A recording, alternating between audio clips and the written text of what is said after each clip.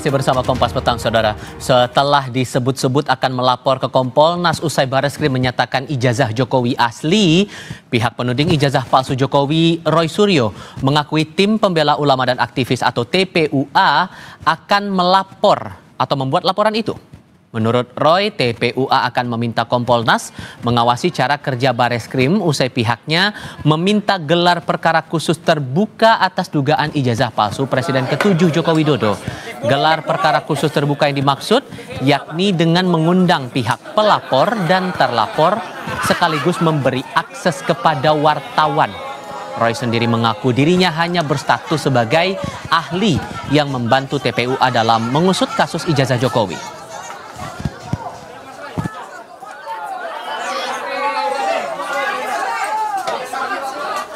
Sebenarnya kami, saya, Dr. Roy Suryo, Dr. Rismon Hasiholan Sianipar, dan juga Dr. Tifa, itu tidak merupakan bagian internal dari TPUA atau tim pembela ulama dan aktivis.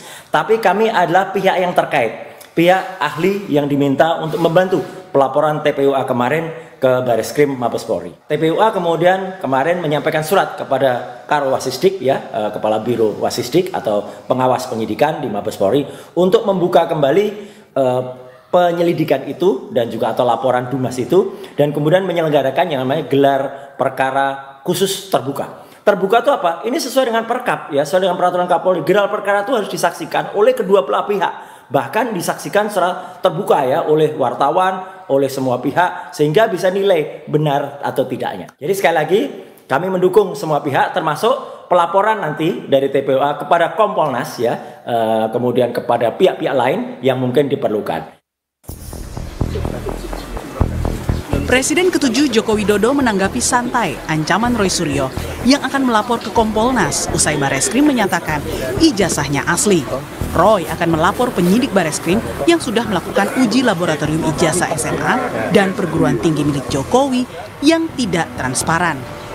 Namun menurut Jokowi ini adalah cerminan jika penggugat ijazahnya tidak percaya dengan lembaga negara dan institusi publik, meskipun sudah banyak yang menegaskan keaslian ijazahnya. Setelah Bareskrim kemarin, Pak Roy Suryo mau melaporkan penyidik Pak karena tidak percaya sama ijazah. Ya, UGM nggak dipercaya, Bareskrim nggak dipercaya, KPU nggak dipercaya, terus yang mau dipercaya siapa? Sebelumnya, Roy Suryo kerap mempertanyakan SOP Puslapor Polri yang memutuskan ijazah Jokowi identik dengan materi pembanding tanpa mengundang para ahli dan dilakukan secara transparan. Alhasil, Roy pun meminta kinerja Bareskrim yang menguji ijazah Jokowi untuk dievaluasi dan diawasi oleh Kompolnas. Saya kira ini perlu disampaikan nanti kalau Bareskrim juga tidak diuji loh ya. Beliau nanti akan ada juga yang menguji apakah Kompolnas atau apa nanti ketika diperiksa. Apakah benar prosedur itu jalan dengan semestinya atau kemudian tidak presisi. Senin lalu, tim pembela ulama dan aktivis menyerahkan surat kepada pengawasan penyidikan di Bareskrim Polri agar dilaksanakan gelar perkara khusus atas pengaduan masyarakat terkait ijazah Jokowi. Alasannya, ada beberapa kejanggalan dalam proses penyelidikan dan keputusan Bareskrim menghentikan penyelidikan perkara karena dianggap tidak menemukan tindak pidana di dalamnya. Tim Liputan, Kompas TV. Kami bahas rencana TPUA dan Roy Suryo melaporkan penyidik Bareskrim ke Kompolnas ini bersama para narasumber. Bergabung saat ini mantan tenaga ahli utama kantor staf Presiden Ali Mokhtar Ngabalin dan Wakil Ketua Tim Pembela Ulama dan Aktivis Azam Khan. Assalamualaikum semuanya, dengan Tifal, apa kabar?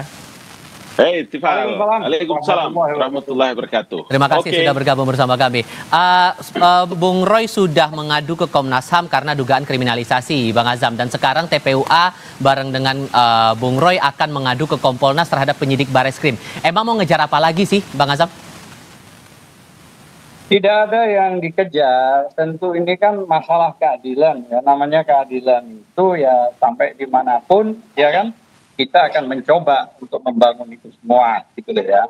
Artinya sebenarnya itu semua, gitu loh ya, tempat yang harus kita datangi ya untuk mencari keadilan kita lakukan, gitu loh ya. Memang benar tim ya, saya katakan tim bukan Roy Suryo aja, tim gabungan kan lawyernya cukup banyak ya.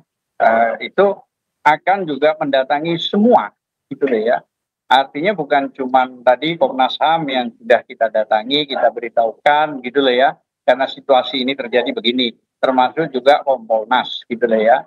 Kita juga akan mencoba untuk mendatangi, memberitahukan soal itu. Bahkan pada tingkat mempertimbangkan untuk menggugat kembali di PN perdatanya. Jadi beberapa memang hari yang lalu kita sudah mendatangi Mabes Polri untuk mengajukan gelar perkara khusus ya, sesuai Perkap Kapolri gitu ya. Kan ada dua, itu gelar perkara biasa dan gelar perkara khusus. Jadi diperbolehkan secara khusus kita mengajukan dan sudah diterima. Bahkan semua sudah kita berikan ke Wasidik dan semua lah ya, tembusannya bahkan Presiden dan ya Kapolri gitu lah ya. Jadi saya butuh penegasan lagi. Jadi sesungguhnya yang Anda ingin adukan ke Kompolnas itu goalnya buat apa? Ya, tentang sebuah keadilan. Akan tetapi proses ini kan melalui tim nanti gabungannya. Jadi kan belum ke sana masih. Nah, tinggal menyusun.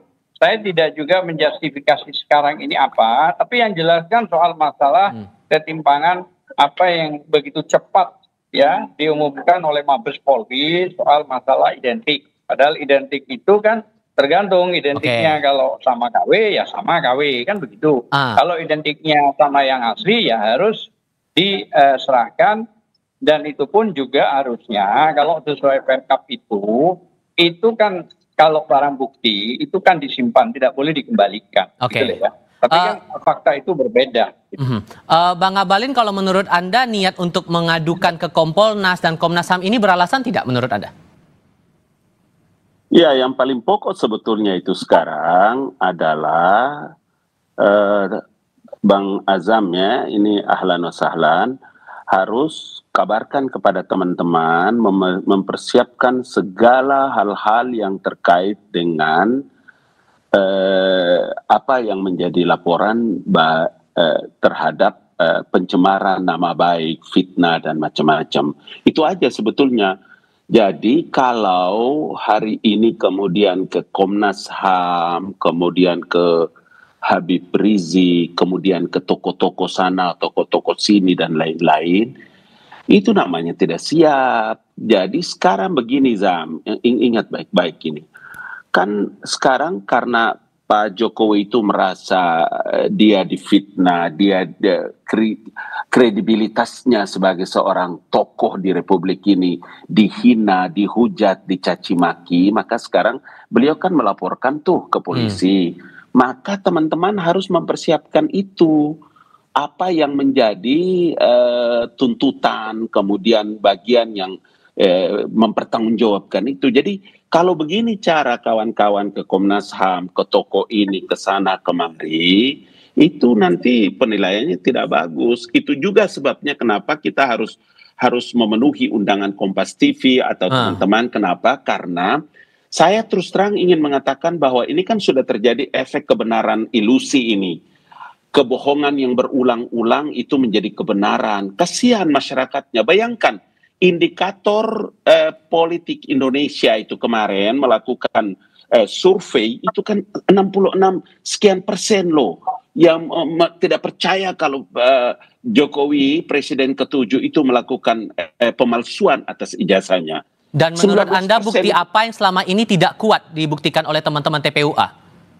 Iya dong, karena kan mereka yang menyebutkan bahwa ijazah Jokowi itu kan palsu. Kalau mereka menyebutkan ijazah Jokowi itu palsu, maka dia harus bisa menunjukkan ini loh yang benarnya. Yang ada di tangan Jokowi itu palsu, ini loh yang benarnya. Kan begitu, dalilnya kan begitu. Dia harus membuktikan. Tidak perlu datang ke sana kemari, ke Komnas HAM, membutuhkan international network, kemudian melakukan apa istilahnya itu, digitalisasi untuk, enggak penting. Saya itu begini loh bro, ingat ya, pada waktu saya caleg, ijazah SMA saya itu diragukan oleh KPU. Maka institusi yang mengeluarkan ijazah itulah yang bisa membenarkan. Maka saya ke Makassar, ke Madrasah Muallimin Muhammadiyah di Makassar untuk bisa mendapatkan tanda tangan dan macam-macam. Ya. Sekarang UGM sudah mengeluarkan, sudah memberikan klarifikasi. UGM telah menyatakan itu semua. Apalagi? Nah, Itulah yang saya selalu bilang, masa sih isu ijazah palsu ini kok begini panjang sih, hampir 10 tahun deh. Bang gitu Azam, maksud saya. Bang Azam dianggap tidak siap, pembuktiannya tidak kuat, ditambah lagi Pak Jokowi bilang kalau udah nggak percaya sama Bareskrim, mau percaya siapa lagi? Gimana ngerespon itu? Ya, bagus itu. Ini bukan persoalan itu, jadi yang paling penting itu, kalau ini dianggap sederhana, apalagi tadi Bang Gambalin bilang nggak usah ke sana lah ke sini. Lah kalau nggak usah ke sana ke sini lah kan memang kenapa sih kalau datang ditunjukkan, nggak usah pakai pengacara, begitu banyak, nggak usah juga ke Bareskrim. Udahlah, orang sekarang Jokowi presiden itu mulai dari wali kota 2 kali sampai gubernur dan ini sudah 20 tahun lebih, sudah artinya dipilih oleh rakyat. Apa susahnya memberitahukan kepada publik tentang ijazahnya? Misalnya dikumpulin semua di satu tempat lah, mau di Hotel Borobudur, mau di mana terserah, panggil semua ahli IT, panggil semua jurnalis untuk inilah ijazah saya, inilah wisuda saya, inilah ini, silakan difoto, dijelaskan, artinya komplit lah, sehingga kami merasa senang kalau kami memiliki presiden yang jelas, sehingga yang selama ini misalnya dianggap ada publikasi yang miring, peringatkan saja, gitu loh ya, jangan sudah ada korban 2. Nah ini kan Bang Ngabalin juga harus tahu, ada Bang Tri sama Gus Nur yang ditahan, itu di dalam sidang tahun 2002 tidak ada penunjukan ijazah yang asli. Hanya yang ditunjukkan itu adalah fotokopi. Fotokopi itu tidak boleh di dalam undang-undang dan KUHP, gitu loh ya. Makanya ada lagi yang lebih ironis, di pasal 10 Undang-Undang 31 tahun 2014 tentang perlindungan saksi dan korban, itu disebutkan jika ada laporan tindak pidana, itu harus diselesaikan dulu, gitu loh ya, sampai inkrah, baru laporan itu diterima. Lah kalau misalnya sekarang belum apa-apa, sudah ada laporan, terus laporannya cepat, tidak berbeda dengan laporan Bang Egy, tanggal 9 itu, Desember, sampai sekarang masih dumat, belum LP, malah dikeluarkan SP2 lidik, diberhentikan gitu loh ya, penyidikan itu. Nah ini kan jadi dioperasi kanker. Nah harusnya tunggu selesaikan proses, diperiksa gitu loh ya. Makanya sekali lagi saya katakan, kalau tidak mau gaduh, sebenarnya dari dulu kalau Pak Jokowi terbuka. Bang Ngabalin. Jadi begini, diminta tetap untuk ditunjukkan ijazah asli itu, Bang Ngabalin. Begini. Institusi negara itu namanya KPU. KPU di tingkat kota Solo, KPU di Provinsi DKI Jakarta, KPU di pusat. Itu institusi negara loh. Untuk bisa orang menjadi calon wali kota, calon gubernur, calon presiden itu verifikasinya KPU. TPU apa itu? Tim pembela apa itu? Itu apa? Institusi apa? Kenapa justru kalian yang begitu terasa seperti hakim di atas segala hakim di Republik ini untuk menentukan sah tidaknya satu? Itu bagaimana itu, Zam? Please, tolong. Bagaimana bisa? Apa itu? Tim apa itu? Kenapa begitu? Gini. Jadi coba lihat dulu, Zam. Dengar dulu. Tadi waktu antum ngomong, anak dengar. Sekarang anak ngomong. Maksud saya begini, bos. Sekarang ini pemerintahan baru. Saya itu dengar langsung dari Presiden Joko Widodo pada waktu itu bahwa ya wes, sabar Ngabalin, karena kan ini sebentar lagi saya selesai. Mungkin saya selesai, sudah selesai. Terus kalau Presiden Jokowinya sudah selesai, masih terus dituntut soal ijazah. Mau ada apa? Apa karena anaknya ini sekarang wakil presiden, kemudian akan siap-siap juga nanti di 10 tahun akan datang setelah Prabowo dia jadi presiden, ataukah untuk dalam rangka meng-grounded orang punya harkat dan martabat, atau bagaimana? Itulah yang saya bilang, waktu kita sudah selesai deh. Kita harus menggunakan banyak waktu untuk kepentingan masa depan bangsa dan negara. Pemerintahan sudah bukan Jokowi lagi. Sekarang pemerintahan Prabowo Gibran, banyak program-program penting yang harus mereka laksanakan. Masa waktu kita habis di urusan yang begini-begini terus? Nah, tuh diingat pertanyaan-pertanyaan tadi gimana jawabnya Bang Azam? Iya, sederhana kan jawabannya. Kami ini rakyat.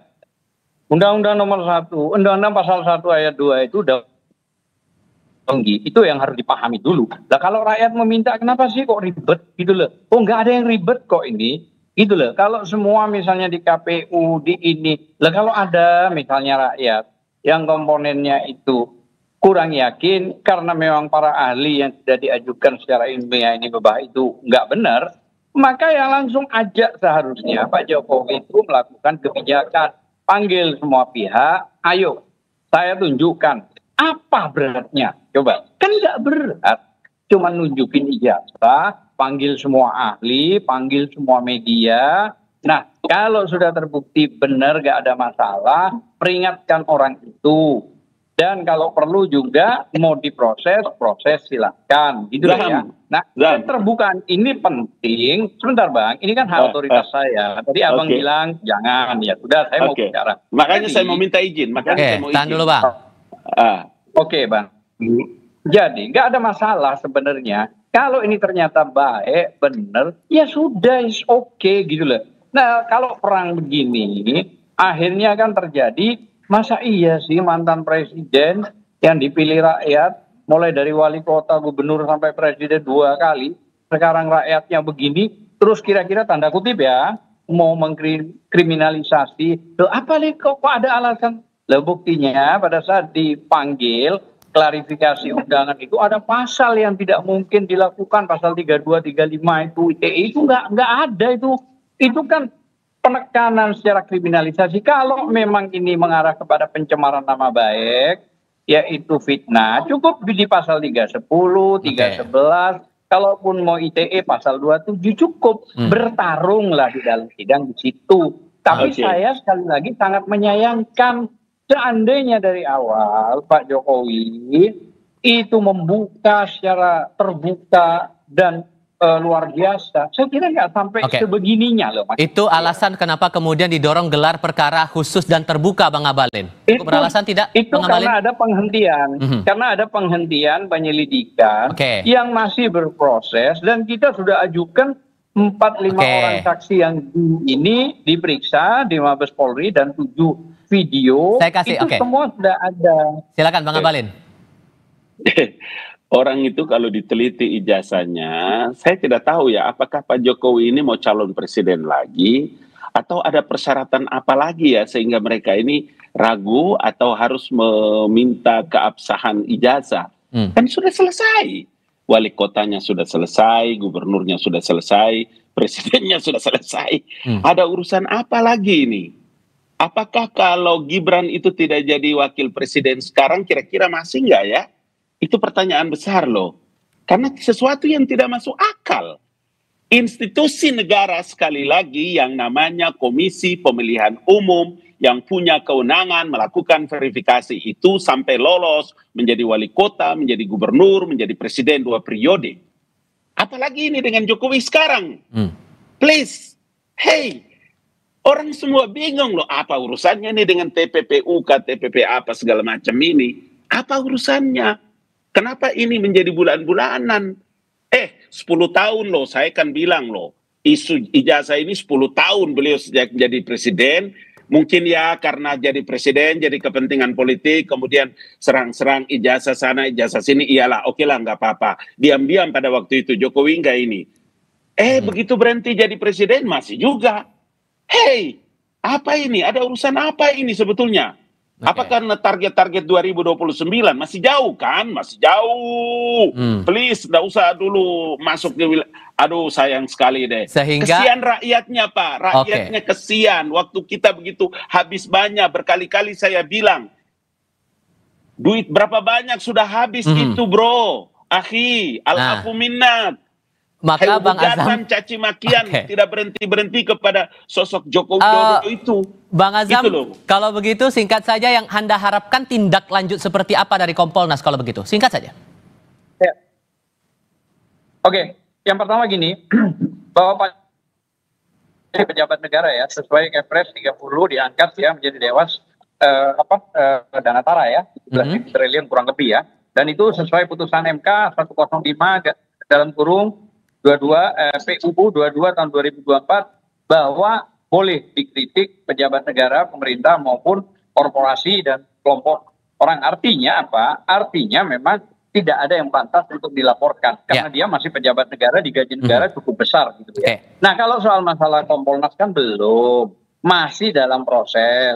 Nah, kami ini menunggu tim lah. Intinya semua stakeholder ini kami akan datangi, kami akan mintain pelindungan pendapat dan sekaligus pemberitahuan gitu loh ya. Nah, makanya dari awal kalau Bang Ngabalin tadi mengatakan sudah dari KPU mulai Solo dan sekarang, ya kalau sudah itu sebenarnya kan permintaan kami itu sederhana. Kalau sudah ada begitu kenapa sih nggak mau ditunjukin, itu doang. Sudah kami tangkap poinnya di situ. Semua orang jurnalis panggil. Baik. Saya kira begitu. Terima kasih. Bang Azam dan Bang Ngabalin terima kasih sudah berdiskusi bersama kami. Sehat selalu semuanya. Assalamualaikum. Ya, Waalaikumsalam warahmatullahi wabarakatuh.